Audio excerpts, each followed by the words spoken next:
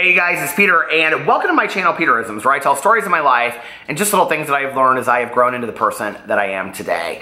And I got this email from somebody a couple days ago, and I'm going to keep it anonymous because the details of their email are pretty specific. So I don't want somebody else watching it and being like, I think I know who this person is. So anyway, you'll know who you are because I'm going to read pieces of it, but I'm going to kind of edit it out. And I got this email, and somebody was telling me about having some burnout at work and wanting to possibly change complete careers, right? And before I get into this, I want to say I was at a conference, and I just talked about this on my main channel a couple days ago, but I was at a conference years and years and years ago, God, probably 10 or 15, probably 15 or 20 years now, and I remember that the person that was speaking talked about that we change our careers sometimes 5 and 6 times in our lives, that we drastically change, the outcome of where we're going and what we're doing, and not just changing organizations, not just changing what we're doing, but completely changing the direction of our careers. So I went in here and I was reading through this email, and this person was talking about being judged by their peers. And though I haven't heard any direct criticism about me specifically, I get anxious that I am being criticized behind my back and that my peers doubt my abilities. Anyway, that's less important than my current dilemma, which is, should I change careers, should I not? And so then she goes in and she says that she recently put her resume into several different places that are the new career that she's looking at, and that she received a call from basically like the CEO wanting to talk to her about this. And so she goes in here and she says, I was completely surprised, and I have this feeling in the pit of my stomach. I can't tell if this feeling is anxiety or if it's my intuition telling me that this is a bad idea. How can I tell the difference between anxiety and intuition? Do you have any tips on how I can stop doubting myself and how I may be able to stop worrying about the opinions on my current coworkers?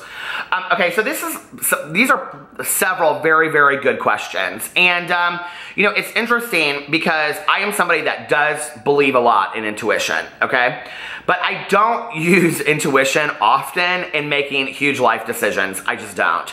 And maybe I should. Maybe I should go more with my gut on things. But I am somebody that really looks at facts. I think that one thing that might surprise people a lot is that, when I started working at the age of 22 and, almost 23 years old, like 2 months short of 23, I had a very deliberate plan that I wanted to be retired by a certain age. And so I started setting back money that would allow me to be able to have that life down the road that I could retire or semi-work and things like that. So that was always my long-term plan. That being said, when I started working for that organization, I always believed that I would retire from that organization. I loved working there. I loved being there. I loved the people that I worked with. Well, what happened over time was that, we went through several different CEOs. The politics of the organization changed. It didn't just stay the same as it always had been. The people that I worked with changed, I started with 5 or 6 people, and we worked together exclusively for about, 8 to 10 years. And then some people left and some people came, and it was a new group of people. It was a new mix. And, that's when I started feeling that anxiety of, are they talking about me? Is that about me? And talking to other people after I left, they felt the exact same way. And really what had happened, I think, was that the trust within the group, within the team, had been lost when the organization changed.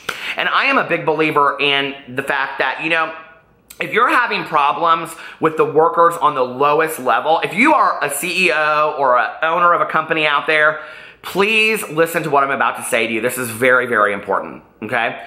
That when you are having problems on the lowest level of employers in your organization, you better take a look up the chain of command and see where it starts. Because I really believe that that is where, the coffee room chatter happens and all that kind of stuff, is that when we're having problems and people are complaining a lot on the lowest end, it's probably somewhere up in the chain of command where it begins, that lack of trust, that, lack of wanting to be there anymore, that passion or desire to really do your best starts from above, because it's really about, okay, what is the CEO or the person running the company saying to the people below them, saying to their teams, and to the people that are below them? And that's how an effective organization works. And I am a believer in a pyramid organization within any company. I really, really believe that.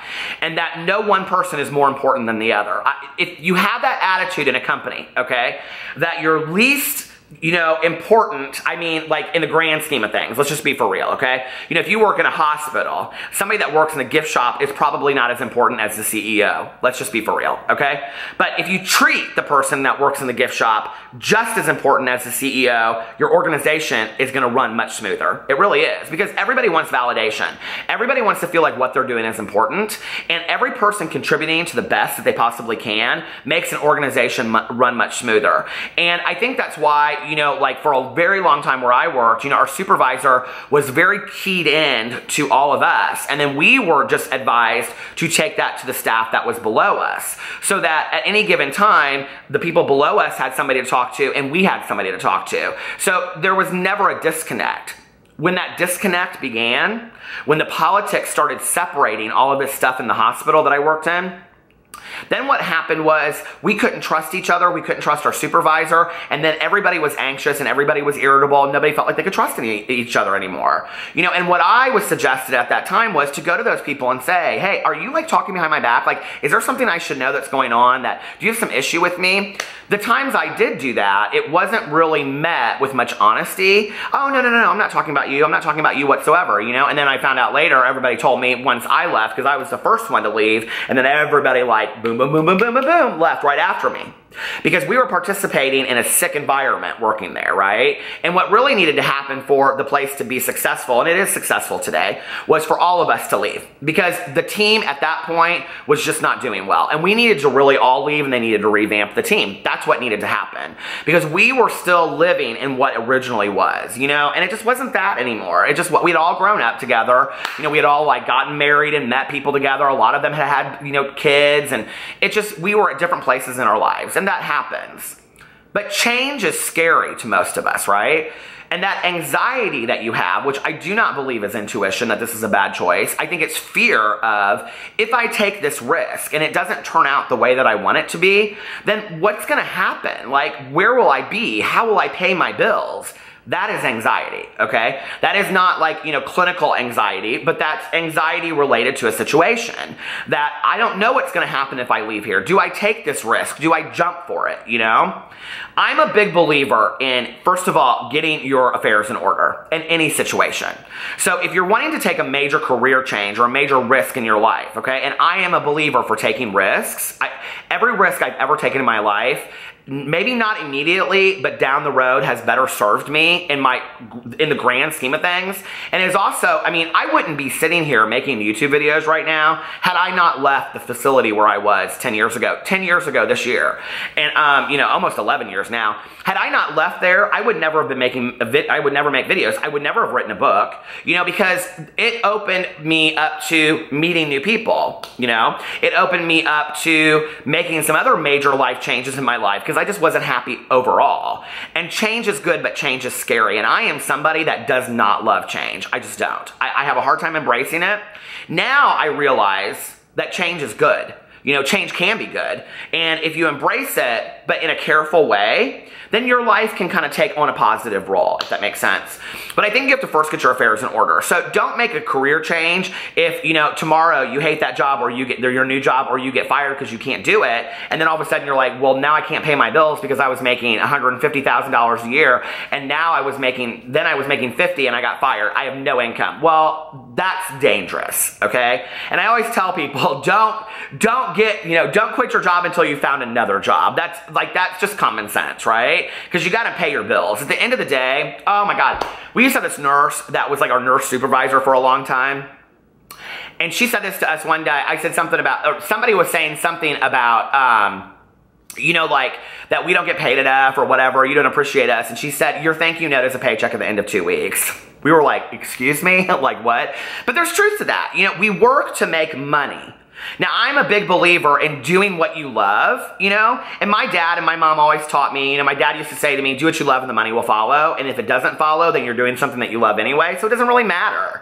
But the reality is, we have to pay the bills. We have to pay for our rent or our mortgage, we have to put groceries on the table, we have to pay for our kids, we have to pay for life is expensive, living is expensive, so there is one piece to chasing your dreams, but the other piece to that is chase your dreams, but make sure that you can pay your bills. Do you know what I mean? And unless you're just single and you're completely all alone, and then you don't really care if you have this starving artist mentality and you're not affecting anybody and you're okay to live, you know, on a very low budget. If you're okay doing that, but you're doing something that you absolutely loved. Now, I will tell you, at the points where I was the happiest in my life, you know, I mean, I'm probably right now the happiest I've ever been in my entire life. You know, I have a great marriage. I love everything that I do, from making videos to, you know, writing books to everything that I do. I have great friends, great family, everything in my life I love. But the happiest that I've ever been, like, going into like a 9-to-5, which I've never worked a 9-to-5. It's always been like, you know, 10 to 8:30, 8 to, I mean, my schedule was always all over the place, and that's kind of working, you know, in a hospital environment. But, you know, the happiest I've ever been doing like a 9-to-5 job was when I was making the least amount of money in my life. But every day that I went in, I was just so excited to be there. I was so happy to be part of that. And that's why I love YouTube so much, you know, is that I get up every day and I get on here and I think about, okay, what do I want to make videos about? You know, I was just sitting on my front porch watching the people walk by, and I was kind of like watching the dogs. And I was like thinking about this video, and I love that piece, you know? I love thinking it through, and it's very similar to me to what I did in the back in the day, what I used to do back in the day, because I would think through my day on the way to work and what I wanted to accomplish that day, and I still do that with, like, you know, writing and making a list of the things I want to get accomplished on a daily basis. So I think that whenever you want to make a major life change, first of all, make sure that you have your affairs in order, okay? 1. Number 2, if you're really being pulled to this new career, and 2, you're having major burnout, that's kind of like a sign from the universe telling you your time is done here, you know? And I will say this, I stayed 3 years longer at the facility that I worked at than I should have. I knew, there was a point that I knew when I walked in there one day and I just was like, I'm done. Like, I can't be here anymore. Like, I don't want to be here anymore. I'm not enjoying it. And for 3 years, I put myself through hell, and probably my coworkers at times too. I put myself through hell, you know, because I was so upset. And I would like go to my, you know, best friend's house every day, and I would sit there and I would just like be so upset, and I would cry my eyes out. And she would be like, leave, you've got to leave, you're not happy there anymore. And I wasn't, you know, I wasn't happy there. And really what it was that I had given that facility my all for 10 to 13 years. I left after 13 years. And I didn't leave on a bad note. I resigned and I walked away, and, you know, it was good. It was, you know, I didn't have the best resignation in the entire world because, you know, at that point I had burned a lot of bridges, and, you know, we weren't happy with each other anymore. But I gained a lot of those bridges back because the people that were still there once they left were like, no, it wasn't you, it was that place. So, you know, it's interesting how the world kind of unfolds down the road, but I'm so thankful for that experience. It was such an amazing job. But I couldn't have done it for 30 years. There's just no way. I mean, I was experiencing burnout at 10 years. Plus, I was in a relationship that I wasn't happy in anymore. And, you know, all of that combined, it was like hard for me to find the happiness in my life, period. So that was, you know, just one of the changes that I made. And bit by bit, I changed some major things in my life. And my life just took on a whole new, like, thing, you know. Within, like, 3 or 4 months, my life just changed completely in front of my eyes, you know? Like, I, you know, quit my job, or my ex and I broke up, and then I quit my job, and then, you know, I started some new things, and, you know, it just was exciting. It was new, and I needed that. You know, I needed something new in my life. And the other thing is sometimes we don't know what the universe is saying to us, and I've talked about this a lot on here. You know, had I not quit when I did, I wouldn't have been able to be with my mom as much as she passed away 4 months after I quit. And so she passed away actually 12 days from today, 10 years ago.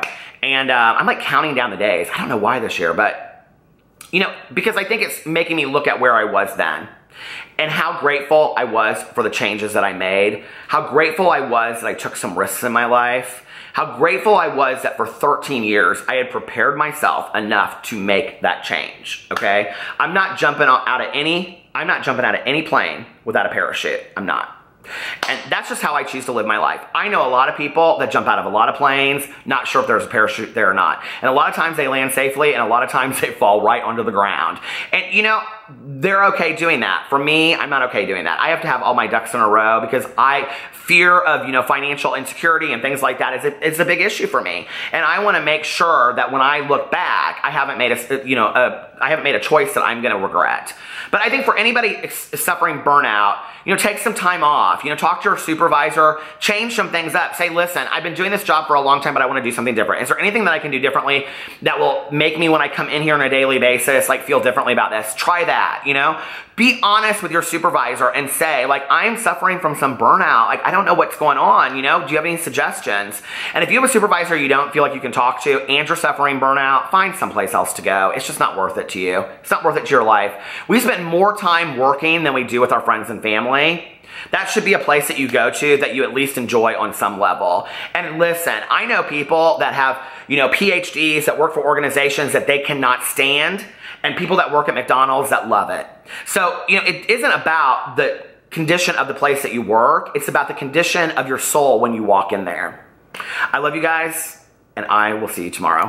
Bye.